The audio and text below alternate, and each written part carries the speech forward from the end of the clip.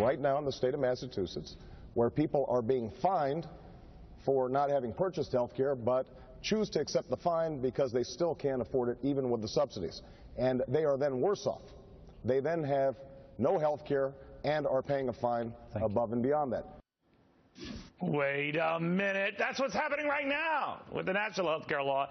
And whether the president intended to or not, the fact is the CBO is estimating that 4 million Americans who do not sign up for this will be paying the penalty for this, including 1 million poor Americans. Don't say this young lady didn't warn you. Former Lieutenant Governor of New York, Betsy McCaughey, the only person in the country who has memorized this law word for word, which is a tragic indictment of Ms. McCaughey. Well, first of all, you these were warning penalties that are bigger than most people have heard. Absolutely. You know, you hear this number, $95 all the time. That's only if you earn $9,500 a year.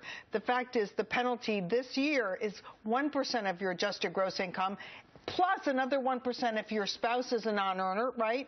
Plus another 0.5% for each of your kids. So how high could it go? So it could go probably this year 3% for a family of 4 with 1 breadwinner, 6.5% by 2016. Hundreds to thousands of dollars. Right. Okay. So we should. A lot of folks that the idea with the health law was that the individual mandate required that you were mandated to get coverage, and if you didn't, that's fine, but you're going to pay this penalty. The argument was that most would not be caught in that vice and not have to worry. In fact, now you're looking at least 4 million who will be. That's a real underestimate. First of all, most of the people who are caught in this penalty can't afford it. What's conservative? Well, 2/3 of them are eligible for subsidies. So say if it's a family of 4 with 1 breadwinner, they're earning less than $92,000 a year. So having to pay out $3,000 for nothing what really hurts. What happens to them if they don't pay that penalty? Well, they can't get their tax refund. No, they can't be imprisoned. Their wages can't be garnered, but they could lose part of their refund. But so that's one way or the IRS enforces Lawrence, one way or the other, they're going to have to pay. Right. They're going to have to pay. And the question is how many.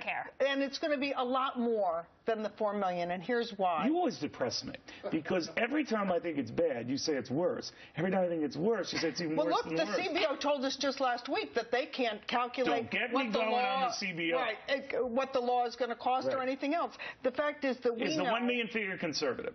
Pardon me? Is the 1 million figure? Don't you give me that look. Is the 1 million figure conservative? Do you think it's going to be more than 1 million? Oh, far more. Let me explain why. Because millions of people who have on-the-job coverage and they have small group health plans provided by their employer. Right. Their employer is not going to be able to renew those plans, and when the employer looks at the cost of the Obamacare compliant plan, it's going to be too much. Their employer is going to drop them, and when they go to the exchange, they're going to see it's a raw deal. Now you're talking. Okay, so Lauren, how bad do you think it gets? Really bad, and if you put a price tag on it, conservatively, $4 billion is what they could ostensibly be collecting in fees for not having the health insurance. Guys, they're going to broaden the exemption. That's all coming out of the taxpayer, guys.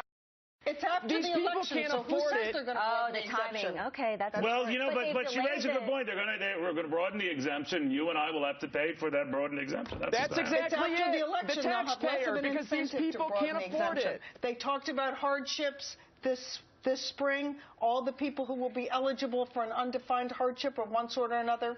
Let's see what actually happens. Watch the premiums go up to pay for this low end, you guys. So could I. Really? Has anything in the ACA actually gone off on schedule? You walk into a hospital, they're going to just stick a syringe